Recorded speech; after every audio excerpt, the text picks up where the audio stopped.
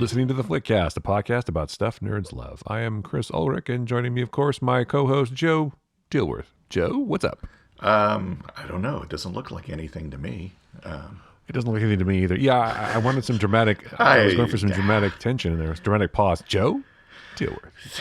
That was a How many times lame attempt. can I say your name? Yeah, I don't know. How many different ways can you say it? I mean, I can't. It doesn't really roll off the tongue very well. It's not even your real name anyway. So no, it's not. It's you're using a nom de plume or a nom de guerre or whatever. Yes, that's what I'm doing. Yes. Me too. Yeah, it's not my real name either. No. I don't want people to find the show or know me or anything. It's embarrassing. No, I'll reveal here. My real name is actually Joseph Dilworth. It's true. Instead of Joe. The third. The second. But Joe will throw people off. Oh, the third. It's kind of like it's a visual. It's a way of in text wearing glasses. See? I see. It's like no one will connect Joe Dilworth and Joseph Dilworth ever. That's true. Yeah, I always call you Joe, but it is Joseph, isn't it? No, it's Joe. That's not even the name I used to go by, but whatever. So. Jose Dilworth. Jose, yes. Giuseppe.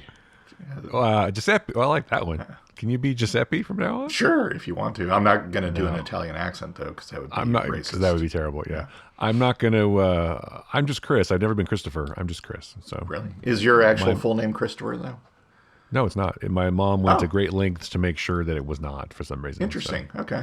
Yeah. She was very adamant about it, which I'm fine with. I hardly ever use my own name, and people hardly ever call me that. So it's... Well, there you go. When you go to see people, and this is just an aside, we'll get to the show in a second. Sure, but when you talk to people, do you use their names? Because I hardly ever do. I hardly ever do either. Yeah. Now that I'm trying to remember their name. If I'm trying to remember someone's name, I'll use their name frequently in the conversation. But then once I know it, then I'll remember it, hopefully. Yeah, once you have kind of that very friendly relationship, too, like people you see all the time, you don't be like, hey, so-and-so. Or, hey, so-and-so, what do you think about this? You just have... Hey, man, what's up, dude? What's going on, bro? How's it going? Yeah, good to see you. Good to see you. I mean, unless you have a child, then you call them by their name, especially when you're angry. They're a full name, too. See, they're a full given name. We made the mistake of giving our kids two middle names, so when you're angry at them... Oh, my goodness. And then, of course, as you know, when you have kids and then dogs and other things that... Sure. You don't necessarily... especially when you're angry, you don't necessarily call them by their correct name either. So no, I've done that. Yeah, definitely. Luckily, I only have one child, but two dogs. Sometimes I mix the dogs' names up, but mix the dogs' names up. Wow. Okay, it's going to be a tough show, folks. I don't know what's going on. Hang in there. We'll get through this.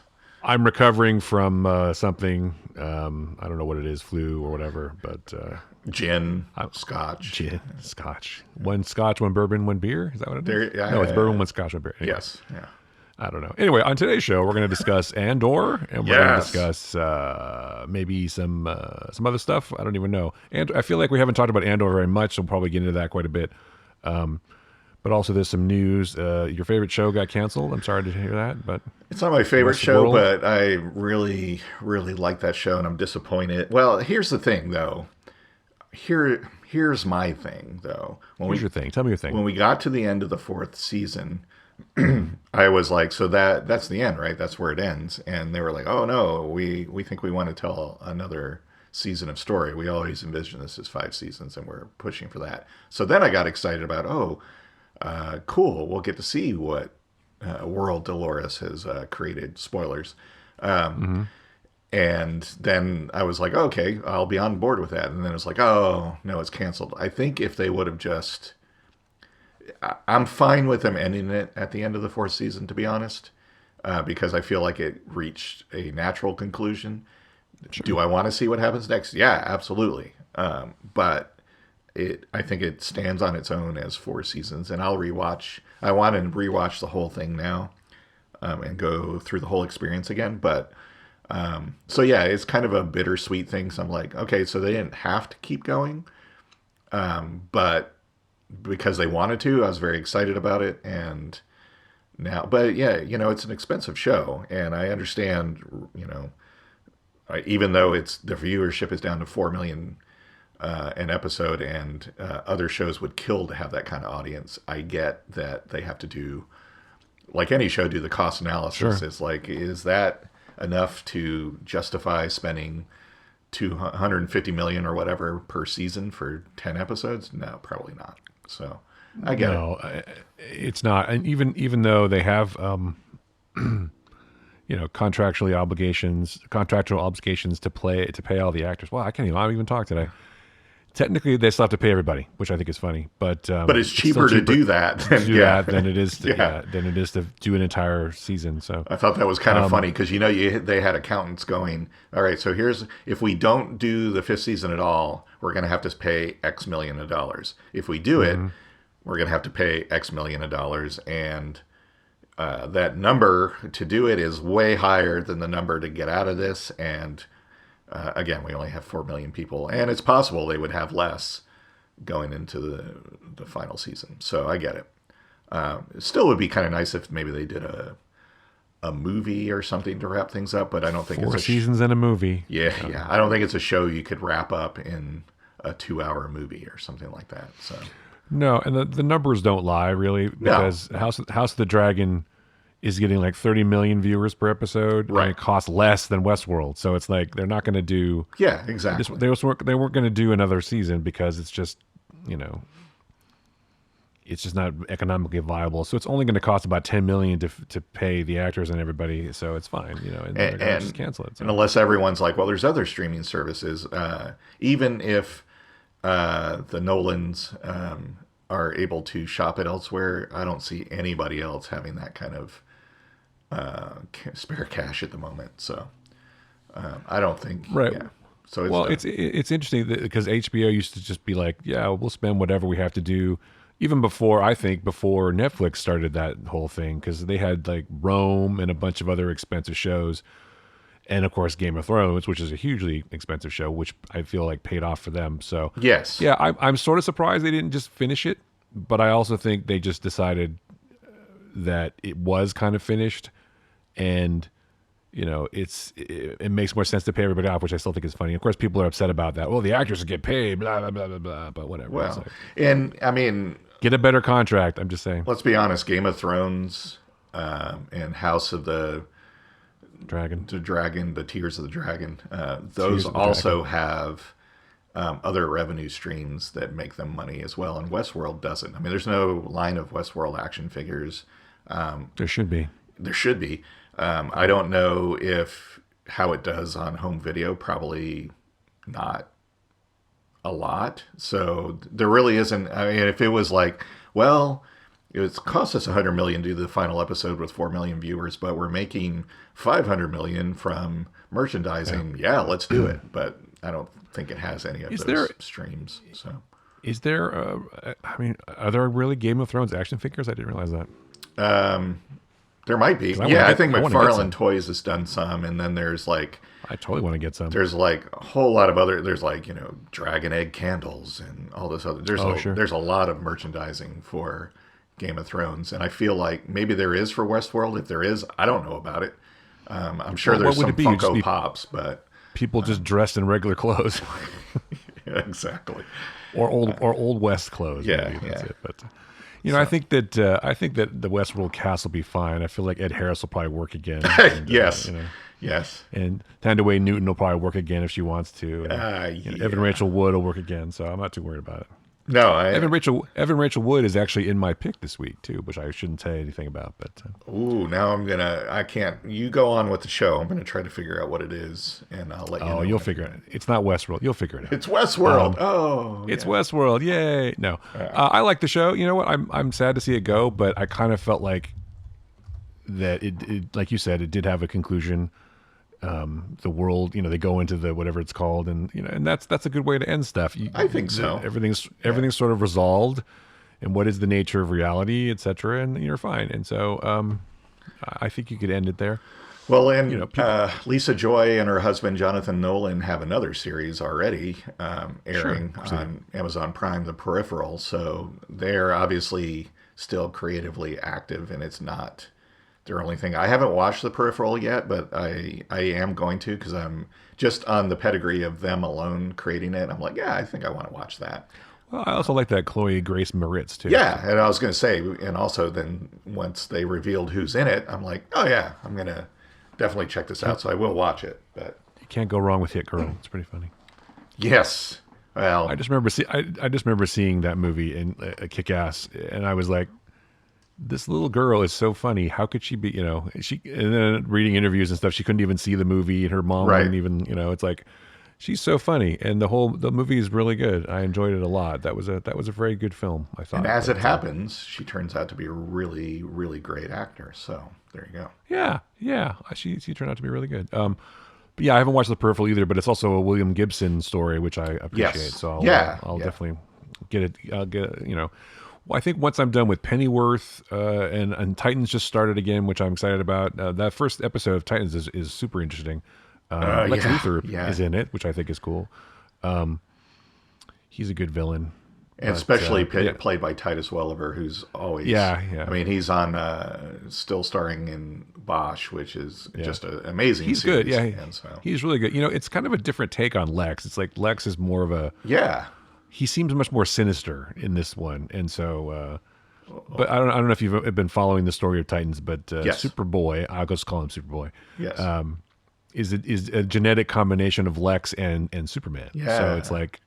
So he's like, I want to see my son and, talk to him and blah, blah, blah. Although, doesn't Lex have any kids? I guess he doesn't, but No. I don't know. No. I mean... I'm sorry. I get him confused because Lionel, because I watched Smallville. It's like Lionel was his dad, and that's right. Lex was the kid. I always forget. But, exactly. But it's called LexCorp, which I think is lovely. Anyway, yeah, Titans is back. That's a good... I'm enjoying that. First couple episodes, a drop for that. Pennyworth is still cool. I'm still enjoying that. But we're going to talk about Andor because we haven't really discussed it much. Well, real quick, the other bit of news that is exciting that no details, of course, at all. But Sandman did finally get renewed for a second season. Oh yeah, it did. That's cool. That story will continue on live action. I'm very excited about that. And as it should. It was an excellent series. If you haven't watched the first season of Sandman, you owe yourself a treat. And also watch the little side movies too, the little cat one especially. I like that one. Yeah, absolutely. And the bonus episode at the end too. So yeah, it's funny. What do cats think about all day? Well, they think about murdering you. Yes, they think about the day they'll be able to rise up and kill you. It's so funny. So, yeah. It's people assume cats are dangerous anyway, so it's like, it makes sense that they're trying to plot our demise. Well, of course, yes. I don't really care for cats, and now I know why. Exactly. Anyway, it's an ancestral thing. Yes, it is. Yeah, that's cool though. I'm really happy for Sandman. They took their sweet ass time to decide, apparently. But I wonder if it was intentional. It's like we're going to renew it, but let's see how many people we can get to watch this in the meantime, and how much word of mouth and maybe free publicity we can drum up. And it worked because people were talking about it, especially the fans. And they're like, we're going to rewatch it again this weekend and blah, blah, blah. And so they're like, yeah, we're going to renew it. So, yeah, I feel like they were always going to. And it's just, you're right. I bet you're right. I bet it's like some kind of bullshit posturing thing or whatever. But I definitely enjoyed it. And if they can maintain the quality and bring back Jenna Coleman as much as possible, I'll be very happy. I'll say this. I will be surprised if during production of season 2, if they don't renew it again for a third season and try to, but save some money by, we're going to shoot them back to back. And I think we'll also get a Joanna Constantine, either miniseries or movie or something out of it. I'll bet. They really should. That's my prediction. I would totally watch a series with Jenna Coleman as Joanna. No, she's great. And they've established that, there are various Joanna Constantines throughout history. So it could be a show that is, her reading the journals of her ancestors or something like that. I don't know anything, but they could do a lot with it. And I think they will, because Jenna Coleman seems very game for it. Neil Gaiman is very much on board. So I'm sure there are talks happening as we speak. I'm sure there is too. And some interesting tidbits about Sandman. Patton Oswalt, apparently the first person cast in the show. Interesting, as a Raven. Nice, as the voice of Matthew. Yes. Also in consideration to play the Corinthian, Liam Hemsworth. So there you go. Well, see, but he knew he had this Witcher thing on the horizon. So yeah, that's right. The Witcher thing was a lock. Yes. So Yeah, I'll be very happy to see the show again. I think it was much, well, I don't want to say much better than I thought it was going to be. It was surprisingly terrific. I was like, Yes. this is great, and they really did a great job on it. All the cast was terrific. Single out my girl Kirby Howell Baptiste, of Oh course, yes, who's absolutely. terrific. Yep. And again, like we said, Gwendolyn Christie also awesome. And Holbrook is Holbrook, Corinthinian was terrific. Tom Sturridge as Dream. Yeah, it's just great But cast. let's be honest, Patton Oswalt, the best Raven ever. Yes, yes. He there's no other voiced Ravens that even match. I can't Patton think of Oswalt. I can't think of one No. at all that's ever been that good. And shout out to Mark Hamill for Merv Pumpkinhead. So Good old Merv. yeah. Yep. Anyway, yes, Andor. Cool. Let's talk about Andor. Andor. Okay. Do people not? I wonder if there's people who don't know the backstory of Andor. They know he was a character in Rogue One. Well, he's right? Andorian, Probably? right? Oh wait, no, that's Star Trek. Sorry. That's Star Trek. Does he have antenna? He must have had them removed. Yeah, I think so. So, I don't know. It's funny though. It's classic Joe humor there. Little Star Trek humor, folks. Which is not funny at all. But I make me laugh, and that's all that matters to me. You really killed the momentum there. I Man. did. Thanks. I did. So Andor. Let's talk about Andor. Cassian Andor was a character in the movie Rogue One. He was a rebel and a spy master and an assassin, I guess we could say. And Yes. but then he fell in love. I don't know. He found his What? You fell in love with a droid? with a droid. With Jin. I feel like he really found his humanity with Jin. I would agree. Not Jin the drink, but Jin Erso the character. But Well, as it turns out, I can see because there are maybe some similarities between Jen and now I'm going to forget her name, Bix. So I can see. You think so? Yeah, I can see that. Yeah. I don't know. Maybe you're right. But I think he's doing his best. All right, so let's talk about Andor. Yeah, Andor is let's a talk spinoff is a prequel series featuring the character Cassian Andor from Rogue One. Basically, the 5 years before before the Battle of Yavin, which basically means that he helps get the Death Star plans. And just if you've seen Rogue One, they get the Death Star plans and Spoilers. transmit them to spoilers. Yeah, and then they blow up the Death Star. Spoilers also. Yes. But he's one of the people who goes to Scarif. Yes. Which, if you believe the Gareth Edwards story about that, he came up with that while he was at a Starbucks when they spelled his name wrong on his Starbucks cup. Nice. Nice. Yeah, they thought he said Gareth, but they put Scarif on the cup. So there you go. He's like, that's a planet.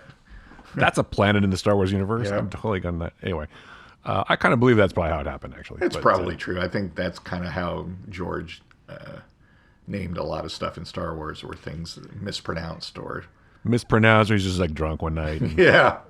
guys, it's called tattoo. Somebody recorded a drunken rant, and he's like, I know who I was trying to name in that, but that sounds like a great name for a Star Wars character. Tatooine. Anyway, so Andor gets his own show, which is basically him learning to care about stuff, right? Learning Yes. to want to sacrifice himself for everything, give it all for everything, like Luthen says. So Yes. I'm really enjoying the show. I don't care what other people say.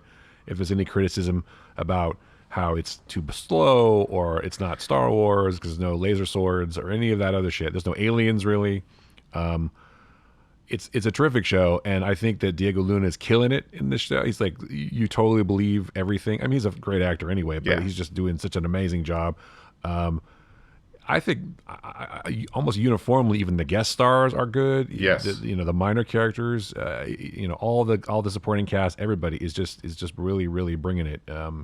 I'm enjoying it a lot, and I think it's probably my favorite Star Wars show. Honestly, because it has such a good connection, I feel, to Star Wars, right? Like we were talking about before in Rogue One, which also felt like a Star Wars movie that existed in the same universe. I feel like this one, you can absolutely see that it exists in the same universe as Rogue One and as Star Wars, right? Yes. So it's just amazing. And what do you think? I'm sure you feel the same way. I feel the same way. I like that not only are we seeing basically the origin of Cassian Andor and how he got to be who we see in Rogue One, but we also get to see the formation in the beginning of the rebellion, which is fascinating.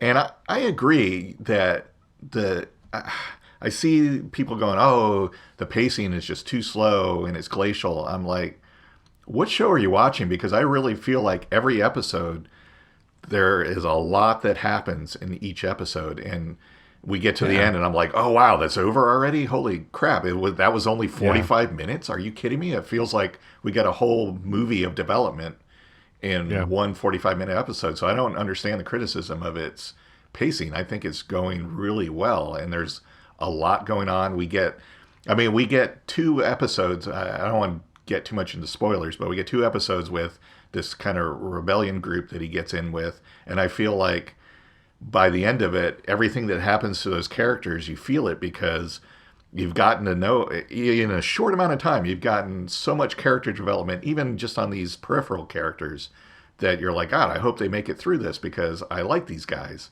They're great. And, I feel the same way in the current situation where, spoilers, where he's in the prison, that in a very, I don't know if it's the writing from Gilroy, because he's a pretty good writer, or how they're crafting each episode, but you get a lot of character development for everybody in a short amount of time. And you feel like, oh, I already know these characters well. And I feel like any of the storylines that we've gone through are like any other show would have spent a season on any of these, right? And so I just don't understand that criticism, and I can't see people are, oh, it's not Star Wars because it doesn't have, Jedi and lightsabers and stuff. And I completely disagree, because I feel like this is a period of time in which the Jedi are, for all intents and purposes, gone, right? There's no more Jedi. Right. And, they're in hiding at this point for sure. Right. And because of, you can tell because of the way I'm talking, how excited I am about the show. Also, the fact that they're using, as much as possible, practical effects and actual sets built. Yeah. Don't get me wrong. I love the what is it? The screen, or whatever the hell it's called, that they use in the other Star Wars shows and many other shows now. But the look of this show feels, I said this before, but it feels to me like it exists in the same universe as the original 1977 Star Wars movie. It's got that lived-in feel. It's got the, Empire is shiny and everything else isn't, because of how the Empire is. And it's like, oh, so this is a prequel to not only Rogue One, but A New Hope, if that's what you want to call the first movie. So I'm like, it totally feels like I feel that thread going through there. So anyway, I absolutely love the show. There's a meme going around where it's like a news announcement of George Lucas will direct the sequel to Rogue One. Yes, exactly. Yes. Coming soon. Yes. Kind of funny. Yeah, watch for it. The last 2 episodes are written by Beau Willimon, who did House of Cards. Oh, well, there you go. Because that's where he and Tony Gilroy know each other, because Tony Gilroy was a writer on House of Cards. Anyway, but you can tell, I feel like Beau Willimon's experience as a playwright comes through in a lot of this stuff, because they're really good at, at having this whole thing with actors and characters developing really, really easily in situations. But these last couple of episodes, Ocarina 5 and Nobody's Listening. Nobody's Listening is a terrific episode. Oh, it's amazing. Really, yes, it's really good. And I want to also we should definitely mention Andy Serkis, who shows up. Spoilers: who shows up in the prison, doing some terrific work as the sort of company man who realizes that shit is not what he thought it was. But yeah, that's a great sort of scene at the end when they're walking through the hallway. He's like, you know what I'm talking about. You know what I'm talking about. Well, that Joe. Leading up to that, and all right, spoilers, so stop listening if you haven't watched. But that whole scene where they have to euthanize that guy and not react, and not, I mean, right there, I'm like, give those guys, all of them, even the doctor, give them all awards right now, because.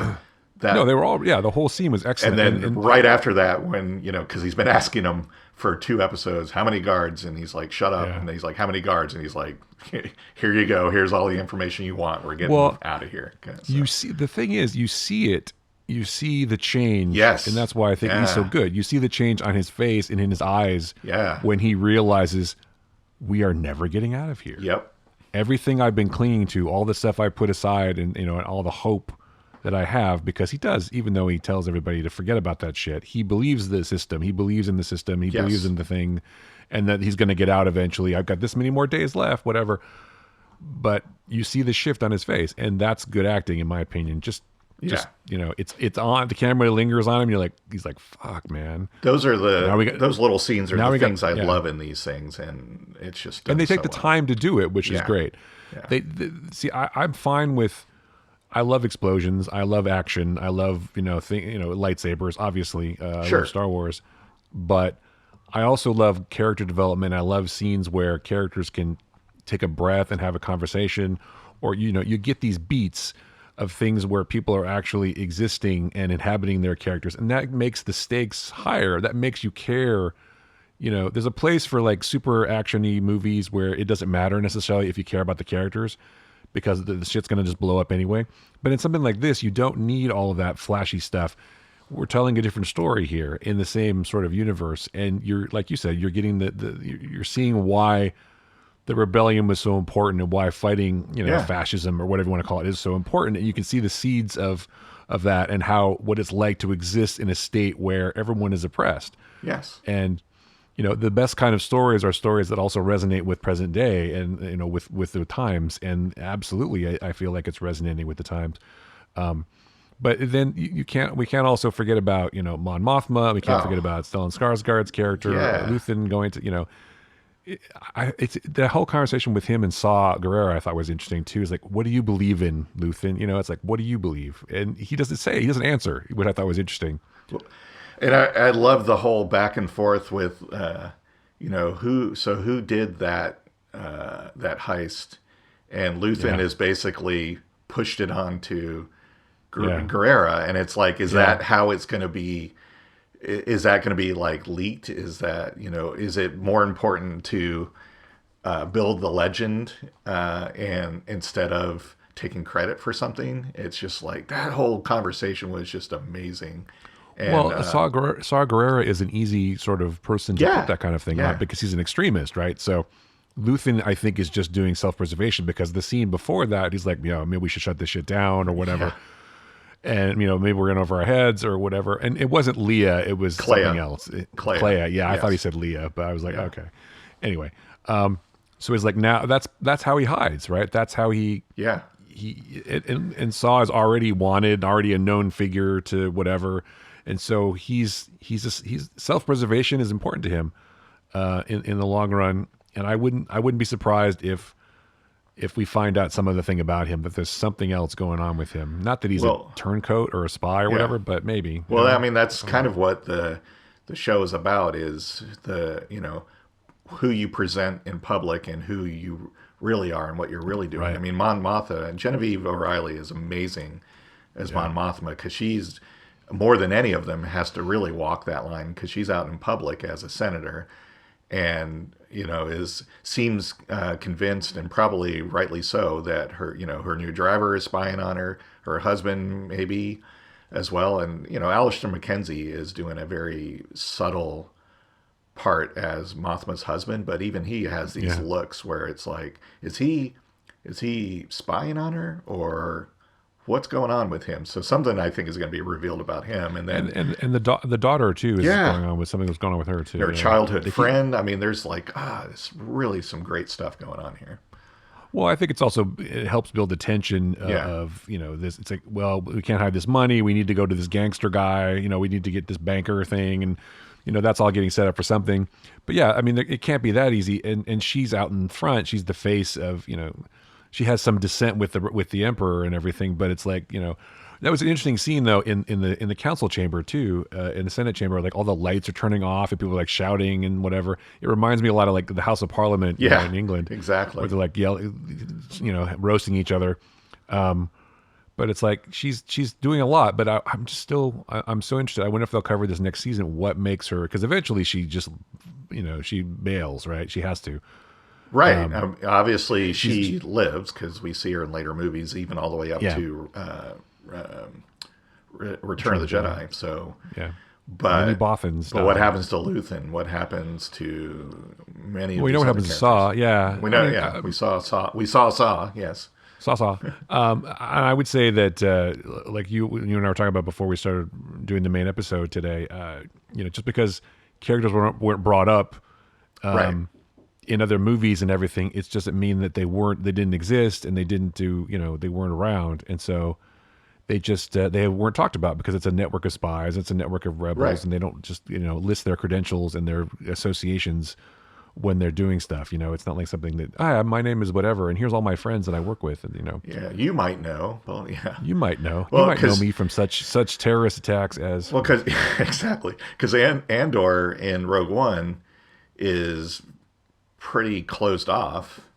I mean, Yeah. he takes a while to warm up to Jin, but he doesn't reveal a lot about himself. So for him to go, oh, and here's a list of people that I worked with years ago that are probably still alive and you may see again at some point. That's not going to happen in what they were telling in that movie. So I'm sure there can be several characters in this movie that, or this show that continue even past Rogue One that could show up in other things. They don't have to. Oh, sure. But No. I don't see Andor ending with, although I am kind of surprised over the course of episodes, the characters they have killed, so they're not against doing that. But it's Right, but I mean, don't know. like a lot of the main characters are still around. Like Bix is still around, Yes. obviously, and the other baddies.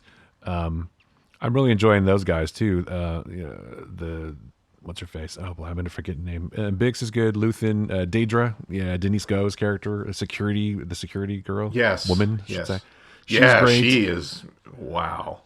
And Cyril, of course, but they have some kind of weird thing going on. Cyril's got some obsession with her, but he just loves order. Yeah, he's like a little weird, but He loves order and leather. apparently, and he likes being talked down to, I guess, or dismissed. He does. Dismiss me He some doesn't. more, please.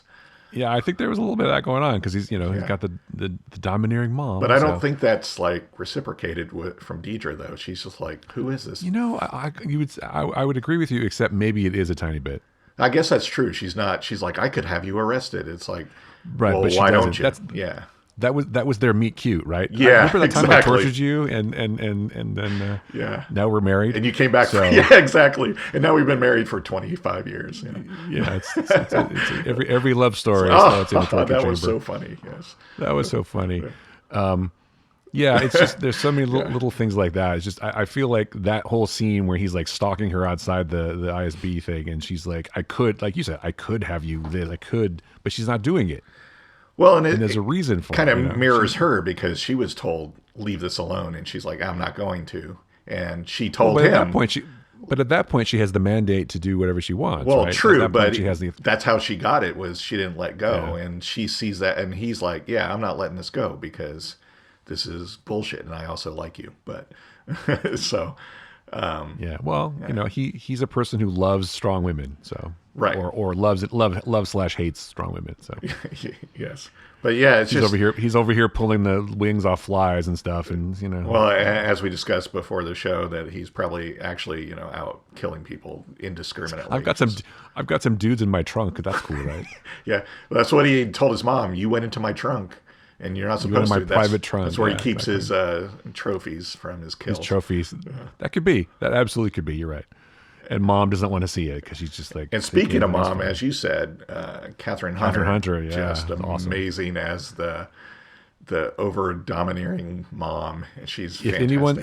if you've ever had a mom that gives you Yeah. those backhanded compliments, like my favorite thing that she says, "What if I'd gone insane while you were gone?" I'm like, what? Yeah, Who it's like- says shit like that? like what? Yeah, What if I'd gone mad when you were ignoring me? I'm like, yeah.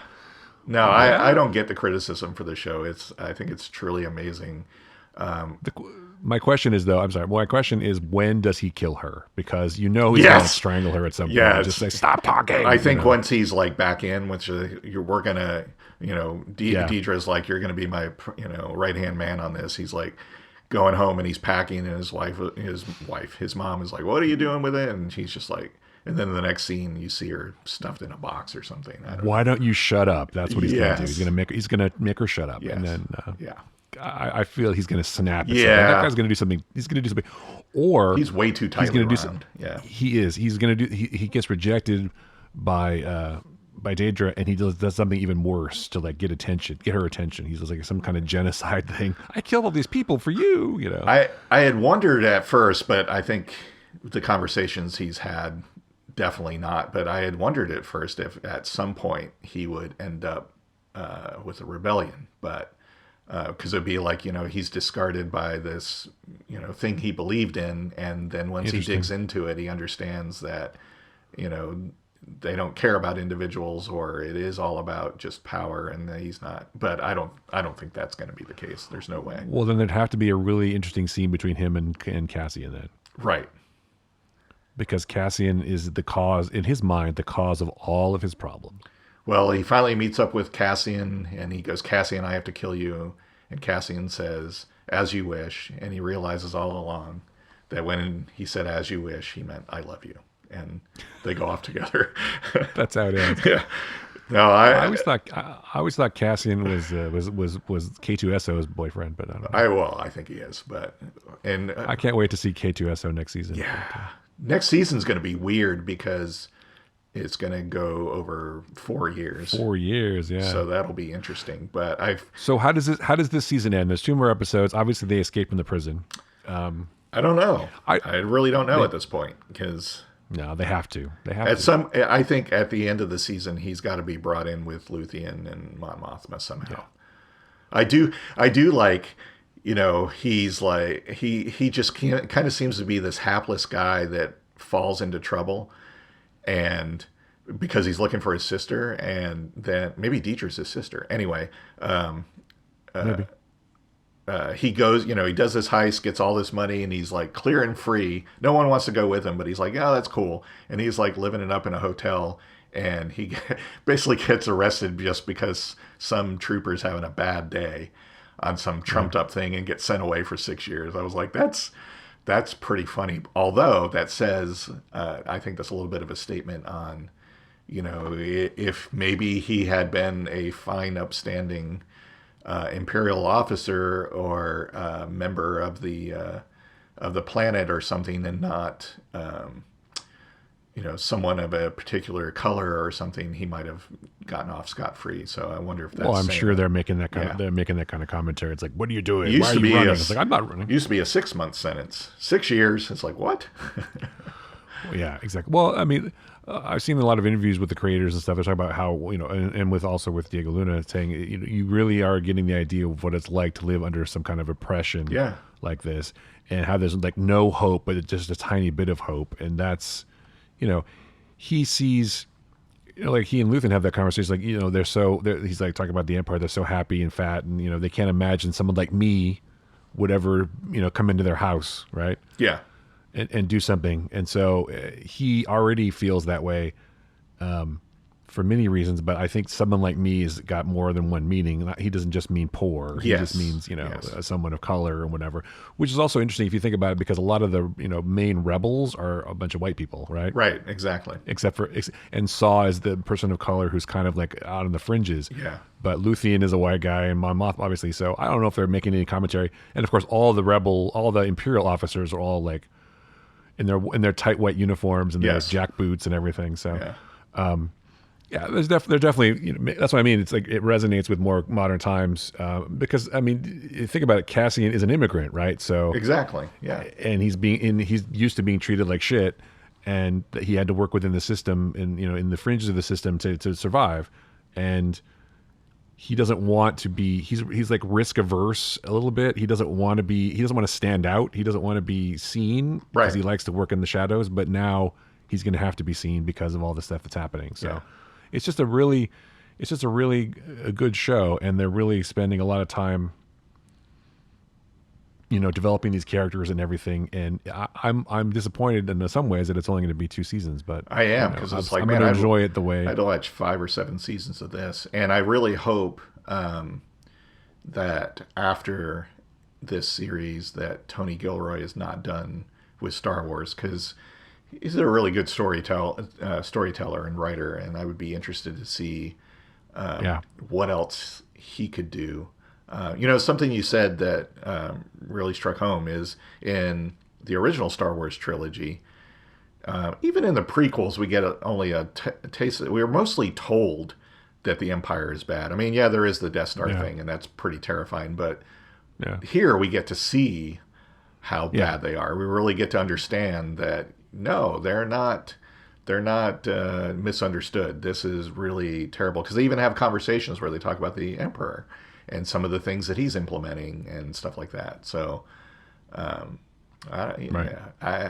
just really, really love this show. Again, like you, I'm really disappointed it's only going to be 2 seasons, but I feel like we're going to get to the end of those 2 seasons and be really happy with what we got, and certainly we'll rewatch this more. So really good. Definitely, yeah. I think that Tony Gilroy will get more Star Wars. He should. Yeah. But yeah, it's an opportunity to show.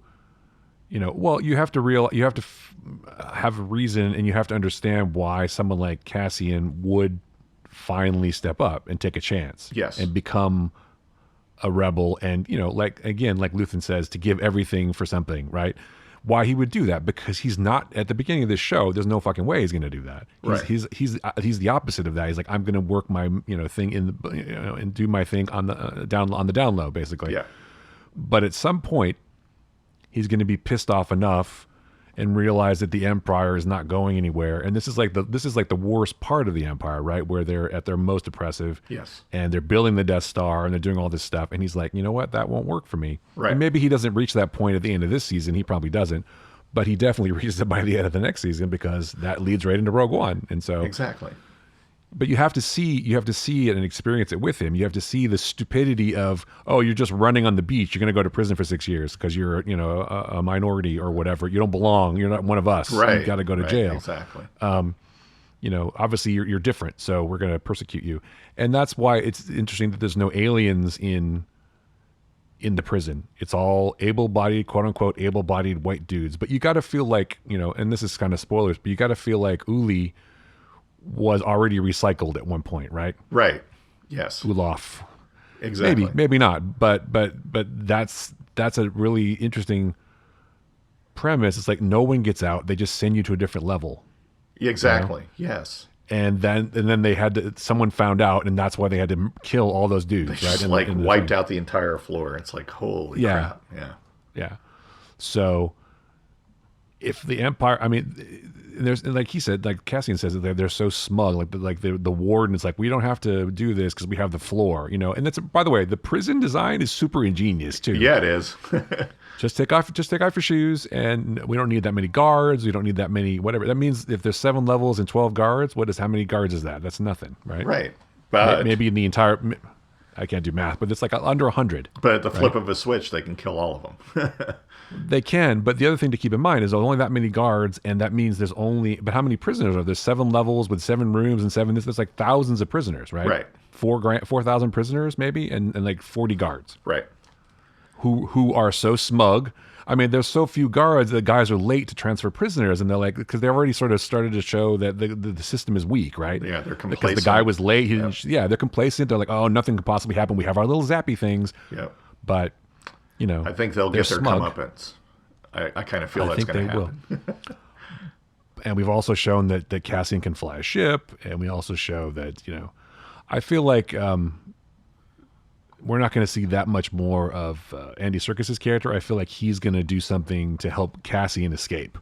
But I don't know that he'll make it past this season. But maybe. I think we have one more episode with him, and he'll either be like, I'm going to stay behind and get more people out, or he gets killed. I don't know. I think the next episode will be the Escape, episode 10, because that's another Beau Willimon episode written by him, and Toby Haynes directed it, who also directed the other 2. I think that'll be the Escape episode, and then, like you said, they'll get Cassian. Luthen will come to find him, and they'll have some kind of reckoning, and there'll be some sort of thing, and then they'll be like, Well, I think Val will find him because Luthen was basically like, you got to go kill him. Because he's a loose end, because he's seen him. That's all. But once he realizes that he's not gonna, there's got to be at the end of this season. I feel like there'll be a turning point where they decide to work together. Yeah. Again, maybe. And I'm almost wondering if that was necessarily Luthen, because it's Clea that relays a message, and I think any theory of Clea being Leia is out the window, because she's like cold-blooded. She's like, Got to take care of this Yeah. loose end. Go kill him. It's like, what? Well, she cuts loose the entire planet. She's like, let's turn off the radio. Fuck these guys. Yeah, and and she's kind of in a way. I feel like Luthen's handler because she's like, you're losing focus here. Stay on target, to use a Star Wars phrase. But yeah, I wonder, like Saw says, I wonder, when he says, "What do you believe, Luthen?" I wonder if the point is that Luthen doesn't really believe in anything. yeah, That he's kind of in it for he kind of like got in over his head. Maybe he's like, oh, maybe I shouldn't be doing this, and he's not really taking it as seriously. He's kind of more of a dilettante revolutionary, if you know what I mean. right. Whereas other people around him are more hardcore, like Clea and some of the other people, and Cassian it'll turn out too, but because he kind of does get cold feet, and that's the whole thing. I think that's the point between that scene with him and Saw, where he's like trying to spin the tail like it's Saw Gerrera. That's covering his own ass more than anything else, and so it's like Saw is a perfect person for Maybe he realizes he's way too he's further in than he ever wanted to be, and now it's actually serious. Well, that's the thing. I think you're going to find that it'll turn out. Obviously, it turns out that Mon Mothma is more of a rebel leader than he is. I really think it's more like, he really wanted to do something, and he really does believe that the Empire is bad. But he's definitely in over his head now, and maybe he's even trying to figure out a way to get out of it. I don't think he makes it through the series, because if he did, he would be, and successfully did as a rebel leader, he would have been on Yavin in Rogue One, unless he's off doing something else. But I have a feeling that's going to be kind of the lesson here. Is like, sometimes you head down that path, and it's not necessarily the one. You're not really willing to go all the way, and maybe he does at the last minute, and that's his demise or something like that. Well, what's the thing? It's like the success of mediocre white people. I'm just saying, it's exactly. Like he fell into this thing. He has this art world. He has this, and he's like trying to be this big revolutionary, but he's in over his head. And Mon Mothma will turn out to be the real leader and the real, the person who rises to the occasion and takes the chances and does what's necessary.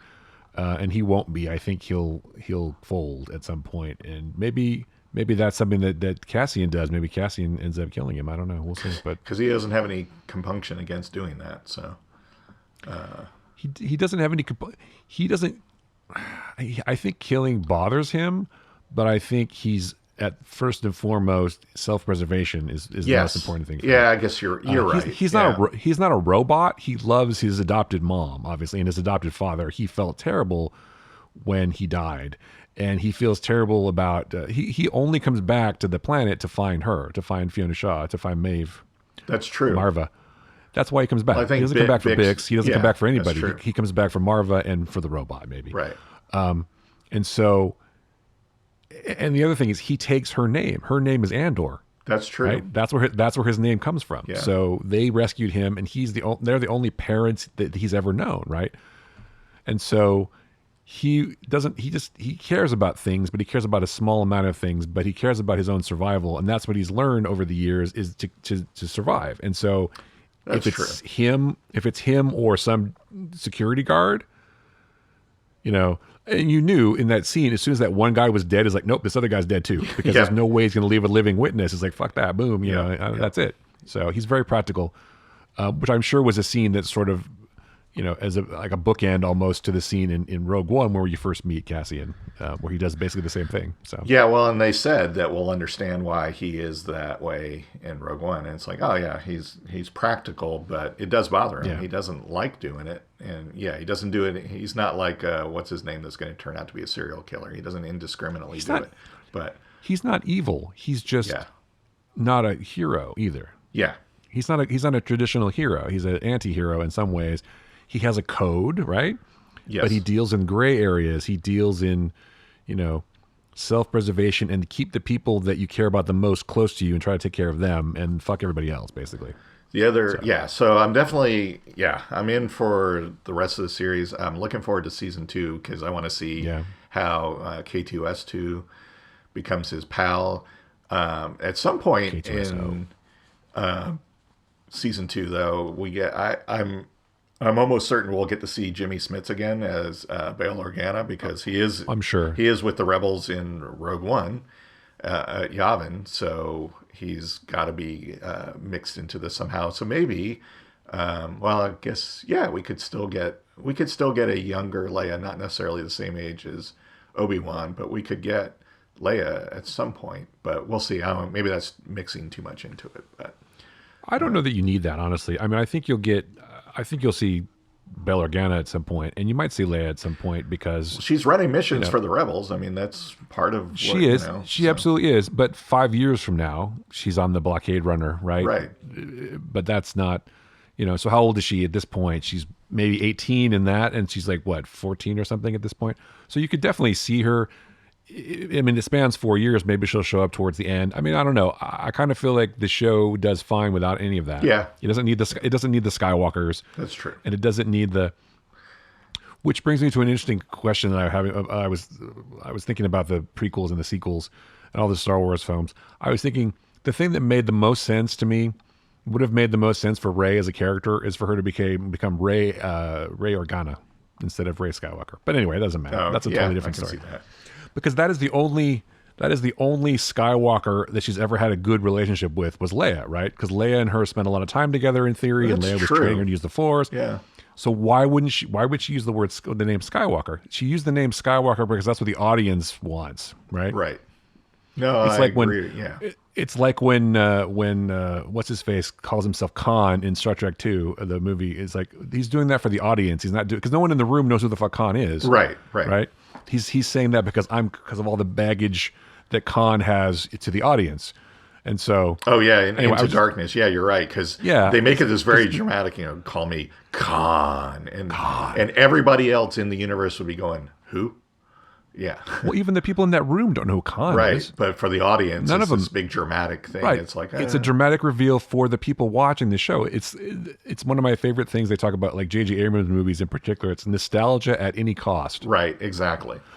Which permeates the Star Wars movies too, because J.J. had a lot to do with that too.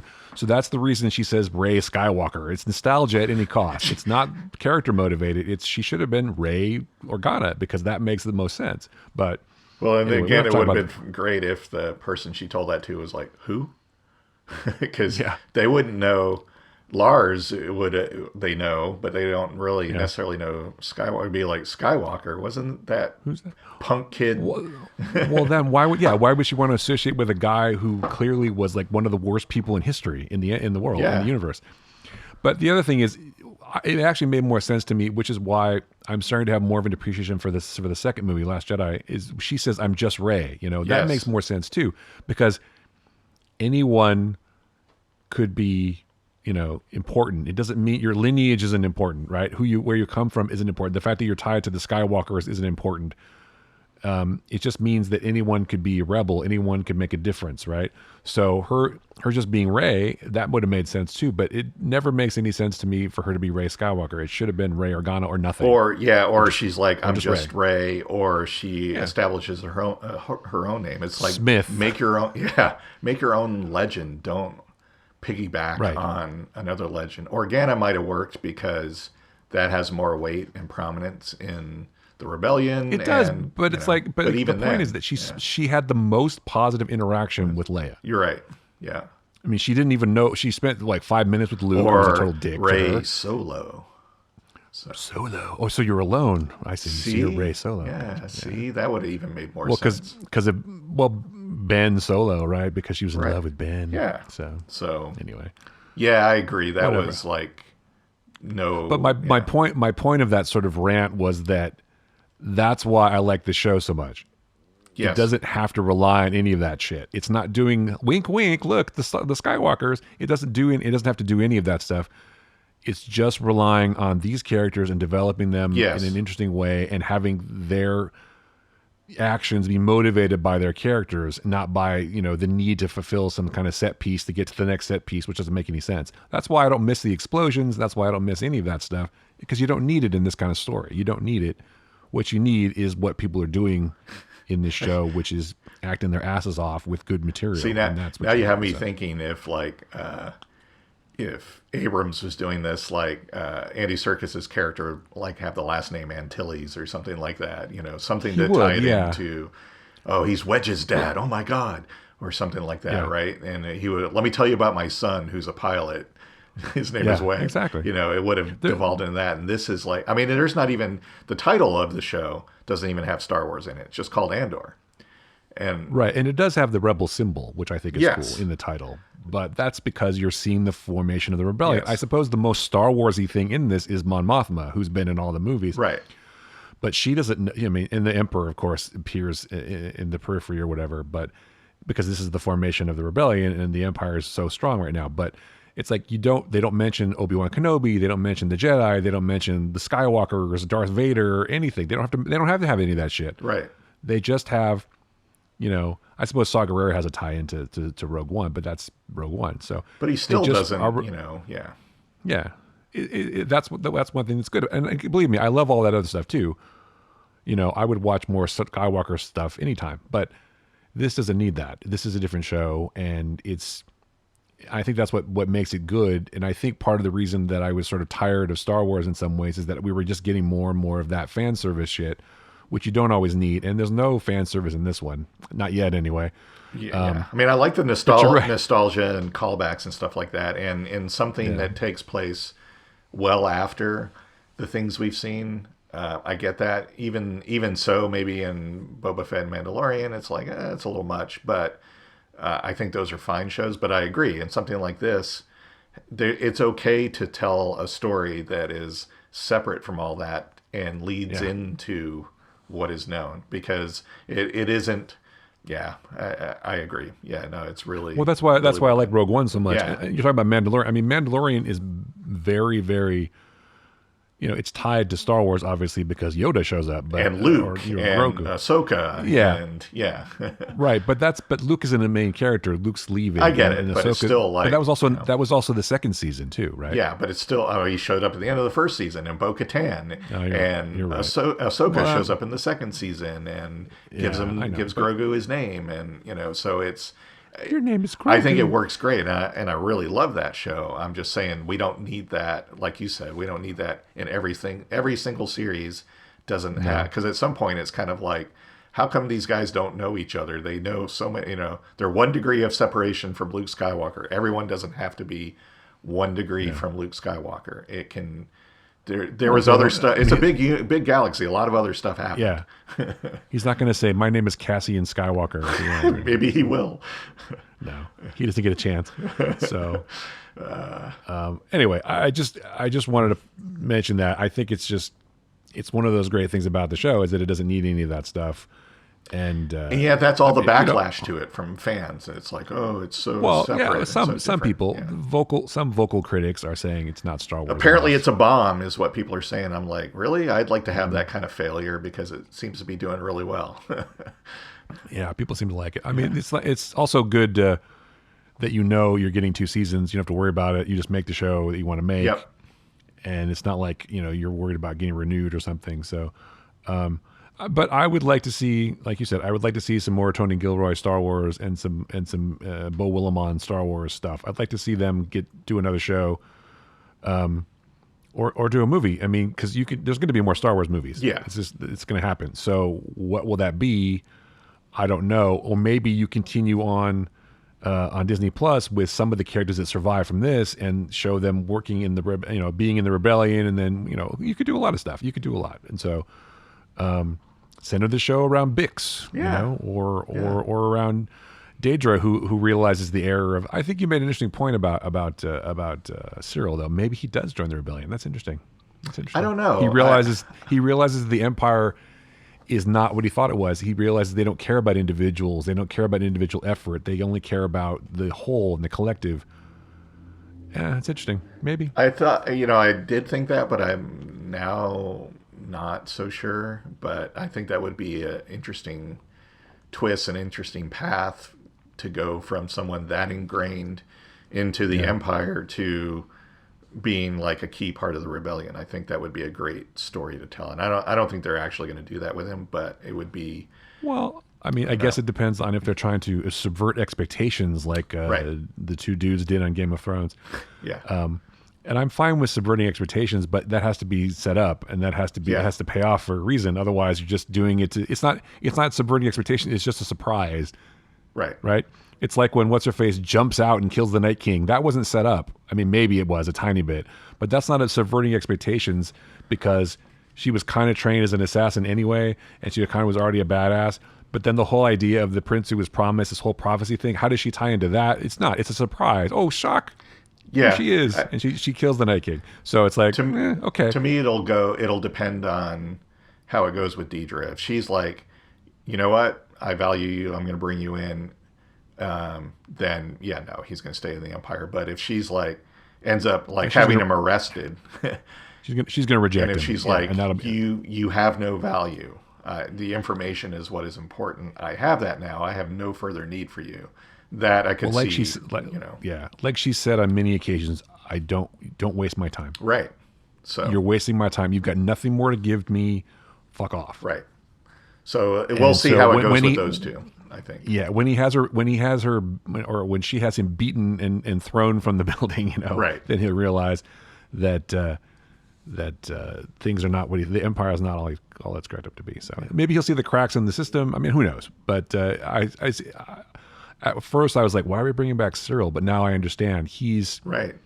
got to serve a purpose, and I think part of his purpose is, I think what you said is that he realizes that the Empire is bad, and as if we didn't already know that. But we need an inside man, right? We need a guy on the inside who realizes the system is fucked, and so he could be that guy. Yes, exactly. And he's like, I have all this information. I know how this works. They're smug enough that they don't ever change procedure and everything, and I know how it all works, and I can get more information. So that would make sense, actually, because he's got as a character, he's got the mom, he's got the whole thing where he looks like he's going in one direction, but he can make a turn and develop as a character, because him following in her jackbooted footsteps is kind of what he should do. So maybe he will take a turn and develop and change. Yeah. I don't think Daedra's going to change. Maybe she'll get worse, but I don't know that she'll ever change, because you need villains, and she's a great villain. Yeah, she is. Scary. She's like a Tarkin kind of villain, which is great. Yeah. So anyway, we talked about the show a lot. It's a great show. Yeah. If you're not watching it, you should be watching it. There's so much there. You got to watch it and pay attention, and even rewatch it. I think as soon as the season's done, I'm going to rewatch the whole season again, because it deserves it. But and there's just so much there. But kudos really to great. the creators. Kudos to all the actors and the crew doing a kick-ass job. Just the show is really well done.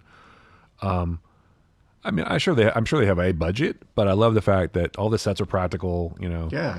And it's just really. I can't believe they actually let them build a full-size Star Destroyer and fly it. That was amazing. Crazy, right? Yeah, that's so dope. Yeah. Anyway, should we? Is there anything else we want to talk about, or should we just go to picks? Let's just go to picks. I think we've blabbered long enough. Let's go to picks. All right, you want to go first? Sure. I'm going to pick a movie that's an old favorite of mine. This is about it. I think it's 25 years old now at this point. And I get something new every time I revisit it. And I saw an article recently talking about some of the criticism against it and how it's not valid. And it made me rewatch it again. And that is the 1997 movie Starship Troopers. I really, really, even at the time, I liked the movie, and people are like, oh, it's propaganda. A lot of the criticisms for the book, in fact, even though people said, oh, it didn't really adhere to the book, were leveled against the film. That it's like, oh, it's just recruitment for the military, and it's so pro-military and killing and all that. I feel like it's totally anti-military. Well, it was complete. It's like Paul Verhoeven. Well, I can't remember his name. Is not a fascist, I can tell you that. In fact, he very much hates Nazis, and he put a lot of subversive stuff in this movie that is anti-fascism. And I mean, it's like the whole thing of, what is it? Serving guarantees citizenship. You can't vote unless you serve in the military, and all. It's like, and all of that is encapsulated in here's a utopia built on. Everything is great. Nobody's hungry. Everyone's doing well if you're of a certain persuasion, right? Kind of thing. So I just think it's another thing, kind of like Andor. I get something new every time I watch it, and I had not watched it in many, many years. So rewatching it now, I'm like, there's a lot of stuff relevant to today in this movie. Yeah. Interesting. Definitely. And I think Definitely. it's got a great cast. A lot of it was these hot young actors at the time, but that was the point of the characters they were playing. But Casper Van Dien does a great job. Dina Meyer, Denise Richards, Jake Busey, Neil Patrick Harris. I mean, there's like a lot of Michael Ironside is in this. Yes, he is. There's a lot of people in this movie that have gone on to do other interesting things. It's just really really well done, and I love the subversive message to it, and really the anti-fascism parts of it, which is the whole movie. It's great. It's really well done. I tried to read the book when I was a teenager, and even I was like, wow, this is a very masculine, be a man type of book. And yeah, the join the army and the Marines, that's the best way to be a real person. And I was like, no, I couldn't do it. And I think the movie does a phenomenal job in having basically the basic premise of the book, but at the same time satirizing the book and its message. So it's a really well done movie, and I really like it. So there you go.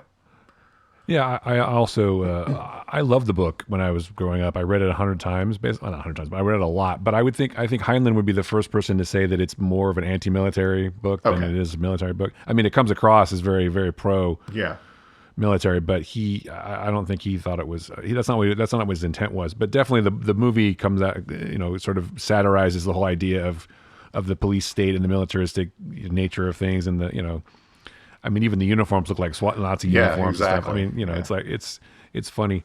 I remember watching the movie and being sort of disappointed in some ways that it wasn't like the book or more like the book, because it's definitely more.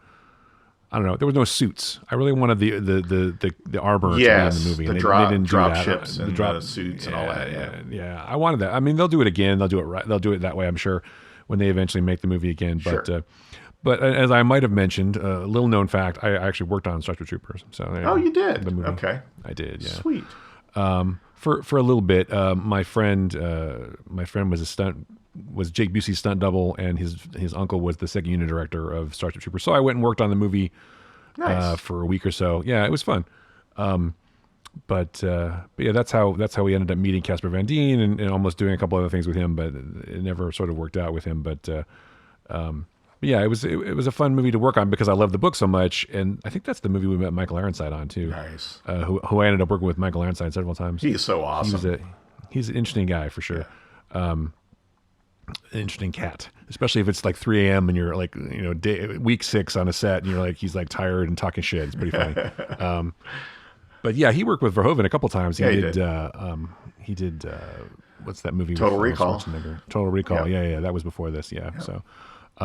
Anyway, yeah, I like the movie more and more. I appreciate it, but I think I just wanted it to be more like, I get more that. like the book. I can see that, and maybe that's why I have the appreciation I do. Is I never really read the book and wasn't like reread the book now with an idea that it's not pro military, and so it's definitely the same kind of thing about how absurd all of this is, and how the sort of like manly man kind of thing is not. The things I've been reading where they're like, no, Heinlein was pretty much on pro-militarism and coming of age and being a man and that kind of thing, and very misogynistic. But maybe that's just people's interpretations. I don't know. Misogynistic? Well, maybe. I mean, Johnny Rico, but Johnny Rico's an immigrant, so he rises to the cause, as it were. Yes. So anyway, it's still a fun movie, and if you've never seen it, I would definitely say you should watch it for sure. Yes, faux show. So what's your pick? My pick does feature Evan Rachel Wood playing, of all things, Madonna. Yes. My pick is Weird, the Al Yankovic story. Dude, I have to be honest and say I appreciate Weird Al and his songs and everything, but I was not like a gigantic Weird Al fan. I think he's talented and everything, but this movie is super funny.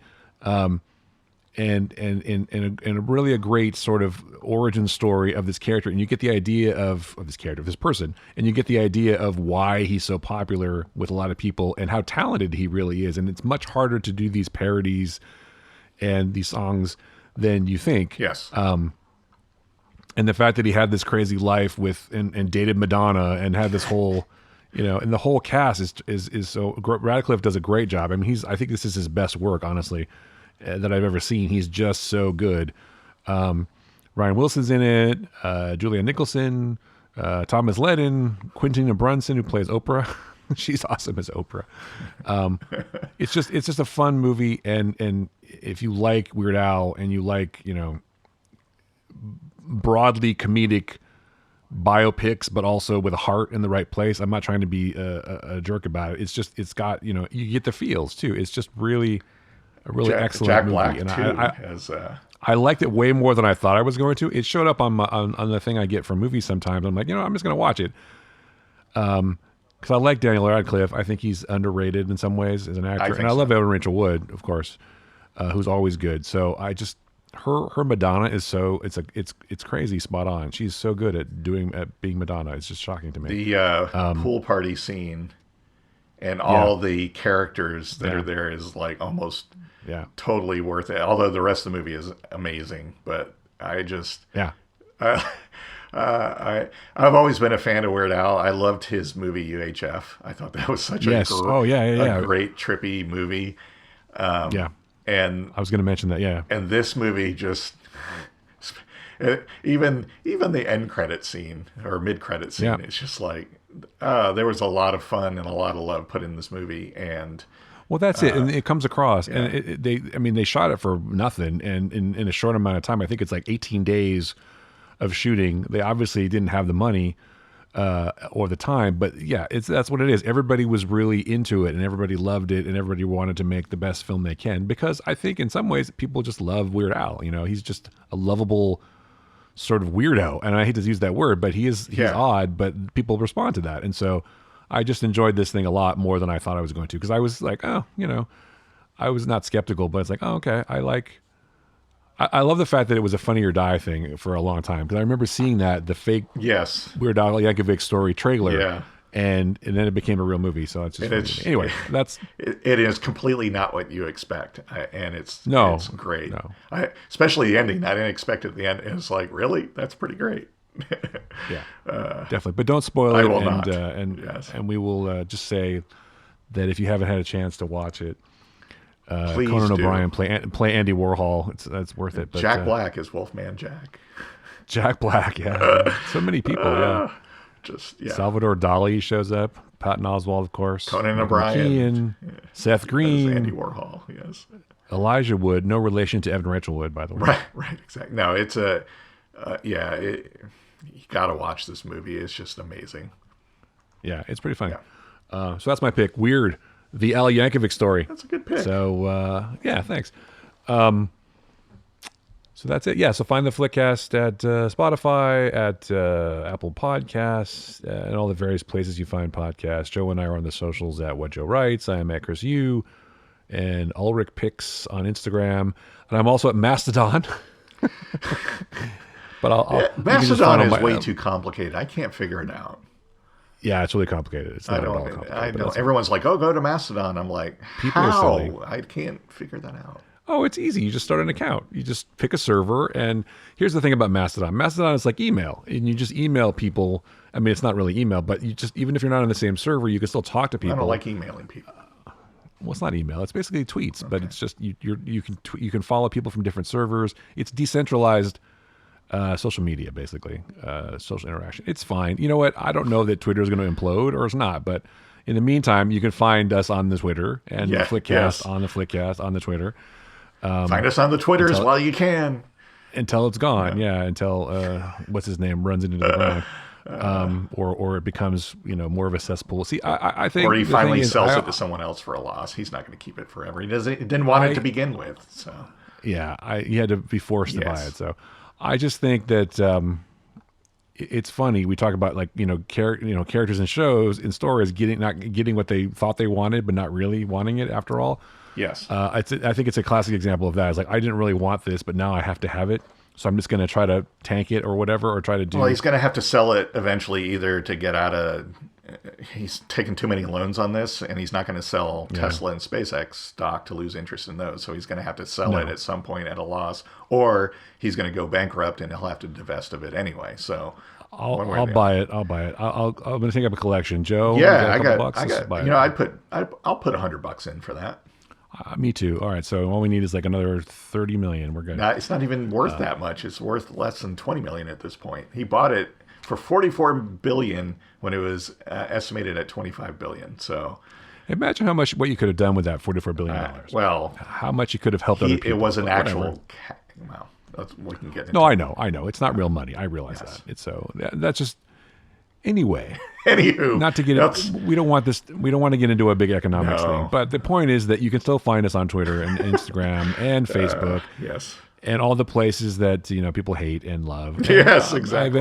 Eventually, we'll be on Mastodon probably, or whatever. As soon as I can figure it out, maybe we'll be on Mastodon. As soon as we can figure it out, yeah. So, in the meantime, just listen to the show on the usual spots, and you can find us on YouTube even. So it's all there. Good. You go. Anyway, I don't think YouTube's going anywhere. We'll do video at some point. I know we keep saying that, and maybe we will. Well, no, the audio's there, but yeah, video at some point. So then I'd have to shower, and we can't do it at 8:00 in the morning my time, unfortunately, if we're going to do video, because that's just. Why is that? I'm not. You're not going to wear your tuxedo. Well, I can if it's. Well, it's probably 6:00 p.m. somewhere in the world though, so I guess I can't wear it. It's happy hour somewhere. That's what I would say. Yeah. Anyway, all right. So for Joe Dilworth, I'm Chris Ulrich. That was the Flickcast. Thanks so much for listening.